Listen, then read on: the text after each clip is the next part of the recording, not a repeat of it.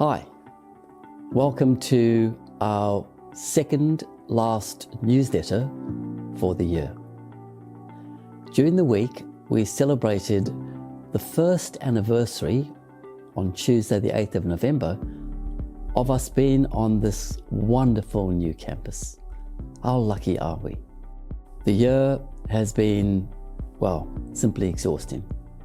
And I can tell you right now that with 5 weeks to go, I feel that I am in need of a big holiday. I'm sure you'd agree. The first 5 weeks of term 4 have been rather busy.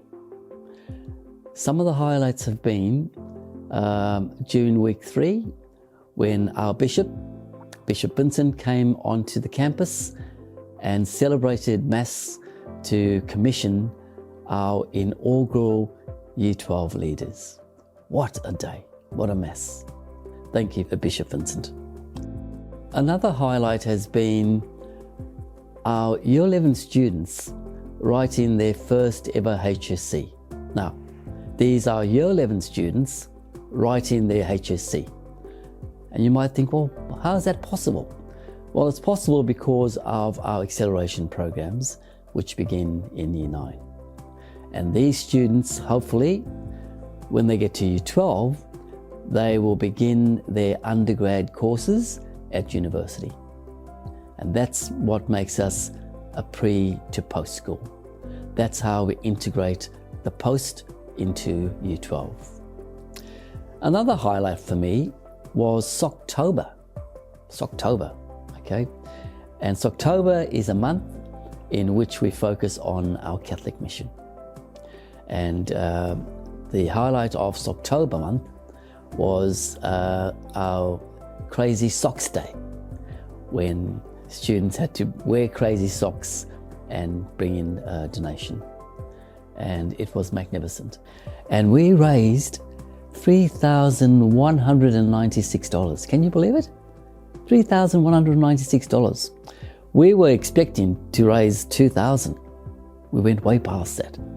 And that money would be donated to Catholic Mission. So thank you to all the students and the parents for getting on board and supporting us with this wonderful effort. What's coming up? Well, over the next half of the term, leading into Christmas, we're going to have some really important events which I want to draw your attention to. Starting with week 8, our dancers are going to put on a concert, okay?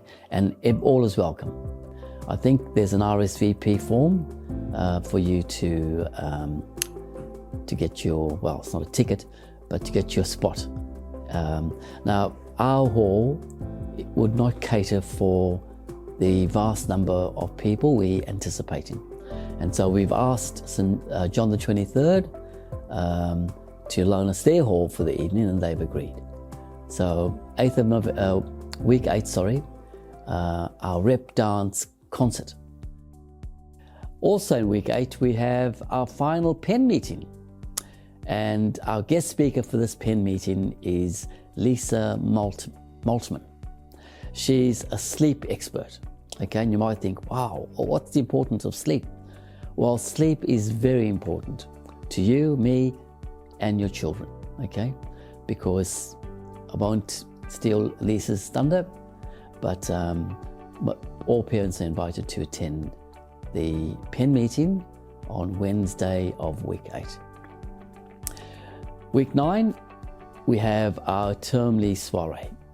And Mr. Matesi is in charge because Mr. Rook is enjoying a well-earned rest on long service leave.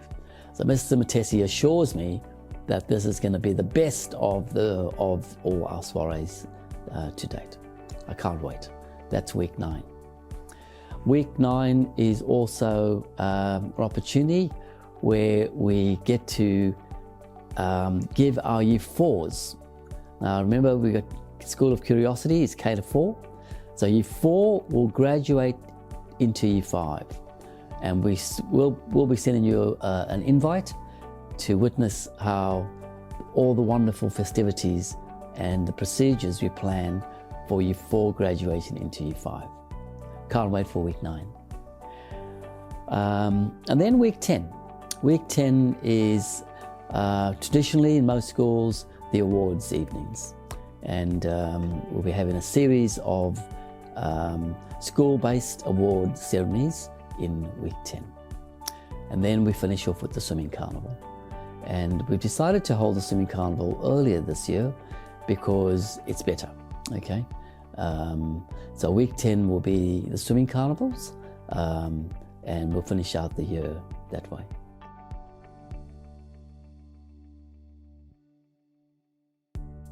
Good morning and welcome to our Student Spotlight segment of the newsletter.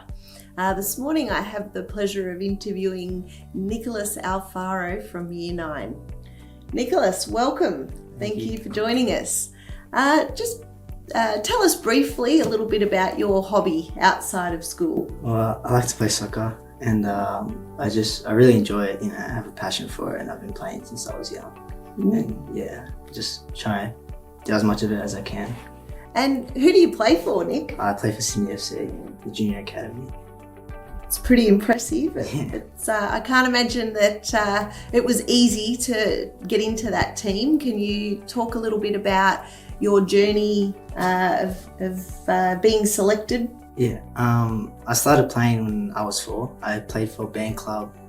I think it was band club, soccer club or something like that. And I was younger, I remember. It was an under-5s team, and the coaches from a young age, they saw that I had a bit of potential, because usually at a young age like that, they don't focus as much. And they said that if I had that focus and determination, I was able to play up. And that I carried throughout with that club until under 7s, I think. And I moved to an academy called Football Tech, where I did more intense trainings. And it was actually coaches by former professional players.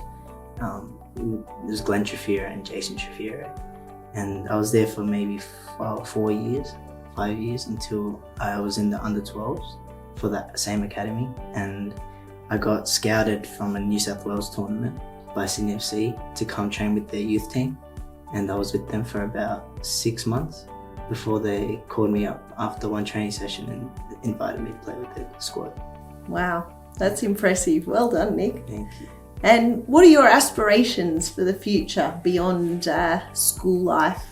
I want to make a national team, a national debut for Australia. And from there, I want to see if I can look overseas and play over there, like in Europe, maybe, yeah. Great, I'm sure you will. Thank you. Thank you so much, Nick, for joining us, and all the best for the future. Thank you. Hi, and welcome to our new segment from the classroom, where I get to interview one of our teachers. And this morning, I have the great pleasure of interviewing Miss Mrs Duval. Leanne, welcome. Thank you, Mark. Thank you for giving me the opportunity to speak with you. Leanne, just share with our community what you've done prior to getting to Santa Sophia. Well, I've been teaching now for almost 25 years in a number of different schools, but I can tell you that being a teacher at Santa Sophia is absolutely amazing, and I treasure every single day to be able to work with this group of children and also the teachers at the school. Prior to this interview, Leanne, I have to admit, I did a bit of research and I called upon the head of School of Curiosity, Linda Duxbury. And I said to her, how would you describe Leanne's contribution to date?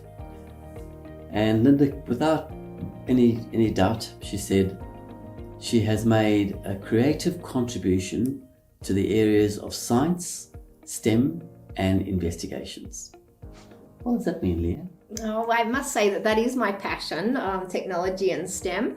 We incorporated a kindergarten maker space, and it's just amazing to see 5 and 6-year-old children, doing what they love and using their hands and collaborating with each other. So I think I'll talk about our investigations unit at the moment in kindergarten, which is Material World. And any investigation unit across our school starts with an entry event. Yes. And the entry event is a way to stimulate their curiosity and get enthusiasm. So we started out by going to the lecture theatre, and we pretended that we were going to the movies. And our investigation unit is connected with our fairy tale unit as well in literacy. So we watched the Three Little Pigs at the lecture theatre, and towards the end, the children were the fourth little pig came onto the screen, and he gave the children the challenge to build a fourth house which could not be destroyed by the big bad wolf. So from there, we went down to level 0, and the children had a number of different materials. They were working in groups of 5 to 6. They had to construct the fourth little pig's house, work out which materials they might need to help them build that. And then the big bad wolf arrived, which happened to be one of our kindergarten teachers, Sam Broomfield, who I think probably had more fun than the children, dressing up as the big bad wolf. And in that time where the children were constructing, they're able to collaborate with each other, and they're able to talk with each other. What materials will I need? How will I be able to get a bit of strength to this? So when the big bad wolf arrives with my garden blower, he then started to knock down some houses. They then could evaluate, well, why did my house get destroyed? What can I do next time? So it's just a really exciting way to introduce a unit. What creativity. Now, parents, sadly, we are going to lose Miss Duval's creativity from the classroom, because as of next year, Miss Duval will take over the running of our Knowledge Hub. And I haven't shared this news with you yet, but we're losing Miss O'Keefe, who's decided upon a sea change, and she's moving up the Central Coast, and we'll thank her in the next edition of the newsletter for her contributions. But we've got someone else who is waiting in the wings, and I congratulate you, Leanne. Thank you very on much. Your recent appointment. It's quite an amazing thing for me that you've given me the opportunity to now go to this wonderful 5-story library, the Knowledge Hub. And I think the most exciting thing for me, though, is that I'm not just working with kindergarten. I'll be able to work with kindergarten to year 12. Absolutely. So I've got lots of ideas, Yes. and I'm hoping to get into as many classrooms as possible and work with all of your children. So I think that's quite exciting. Absolutely. Thank you. Now, last Monday, I think it was, we celebrated All Saints' Day. And it's a day in which we commemorate the life of saints. And I guess the saint that appeals to me most is Australia's first patron saint, St. Mary of the Cross McKillop, and the role, the impact that she had in education. And I always remember this. St. Mary of the Cross McKillop always said, never see a need and not do anything about it. And I try and live that every single day in my role as college principal. Take care.